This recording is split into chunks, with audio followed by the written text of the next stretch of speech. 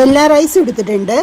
അരി അളന്ന പാത്രത്തിൻ്റെ 2/4 പാത്രം വെള്ളം കുക്കറിൽ തിളപ്പിക്കാൻ വെക്കുന്നുണ്ട്. അപ്പോൾ നല്ലോണം ചൂടായി വരുന്നുണ്ട്. ആ ടൈമിൽ ഇത്രയും ഗരം മസാല കഷ്ണങ്ങൾ ഇട്ട് കൊടുക്കണം. ഇനി അതിലേക്ക് പച്ചമുളക് ഇട്ട് കൊടുക്കുന്നുണ്ട്.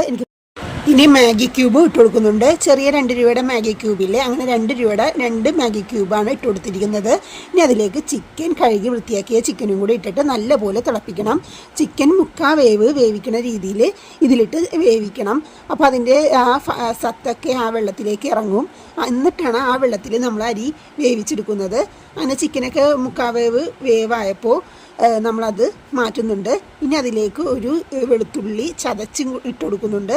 ഇനി കുറച്ച് ഓയിൽ, നമ്മൾ ഇതുവരേക്കും ഓയിലൊന്നും ഒഴിച്ചിട്ടില്ല, ഓയിൽ ഇട്ട് കൊടുക്കുന്നുണ്ട്. ഇനി അരി അതിലേക്ക് ഇട്ട് ഒരു വിസിലടിപ്പിക്കാം. ആ സമയം കൊണ്ട് നമുക്ക് ആ ചിക്കനിൽ മസാല പുരട്ടാം. ഇഞ്ചി വെളുത്തുള്ളി സവാളയും കൂടെ പേസ്റ്റാക്കി ഒരു പാത്രത്തിൽ ഇട്ട് കൊടുത്തിട്ടുണ്ട്. ഇനി അതിലേക്ക് മുളക് പൊടി ഗരം മസാലപ്പൊടി ഇട്ട് കൊടുക്കണം.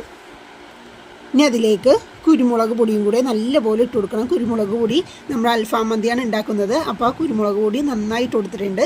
ഇനി അതിലേക്ക് നല്ല ജീരകവും നല്ല ജീരകത്തിൻ്റെ പൊടിയും മഞ്ഞൾപ്പൊടിയും പിന്നെ ഒരു ക്യൂബ് മാഗി ക്യൂബും കൂടി ഇട്ട് ഉപ്പ് പൊടിയും കൂടി ഇട്ട് ഇനി അതിലേക്ക് നമ്മൾ തൈര്, നല്ല കട്ട പുളിയില്ലാത്ത തൈരും കൂടി ഇട്ടിട്ട് നല്ലപോലെ മിക്സ് ചെയ്ത് കൊടുക്കുന്നുണ്ട്. പിന്നെ ഇതിലേക്ക് പുളിക്ക് വേണ്ടിയിട്ട് വിനാഗിരി ഞാൻ ഒഴിച്ചു കൊടുത്തിട്ടുണ്ടായിരുന്നു കേട്ടോ. നിങ്ങൾക്ക് വിനാഗിരി ഇല്ലെങ്കിൽ നാരങ്ങനീരും കൂടെ ഒഴിച്ചു കൊടുക്കാം. ഇനി അത് നമ്മൾ നല്ലപോലെ ഫ്രൈ ആക്കി എടുക്കുന്നുണ്ട്. ഇനി ഈ ഫ്രൈ ആക്കിയത് നമ്മുടെ കുക്കറിൽ ഒരു വിസിലടിച്ച് നമ്മുടെ ചോറായിട്ടുണ്ട്.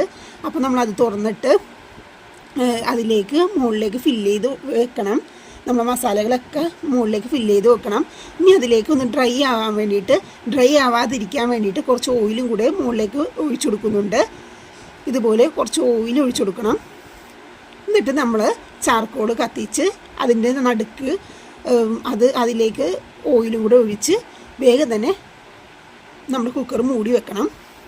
ഒരു 15 മിനിറ്റ് കഴിഞ്ഞ് ചിക്കനെല്ലാം എടുത്ത് മാറ്റി ബാക്കിയുള്ള മസാലകൾ ചോറിലിട്ട് നല്ലപോലെ മിക്സ് ചെയ്തെടുത്താൽ നമ്മുടെ മന്തി റെഡിയായി.